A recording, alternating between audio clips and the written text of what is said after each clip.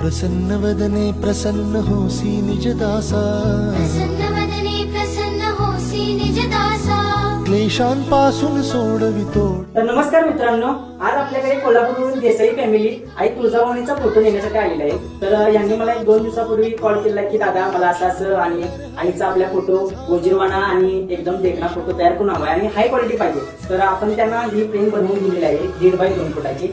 तर त्यांच्याकडून थोडी प्रतिक्रिया जाणून घे की त्यांना फोटो कसा वाटला.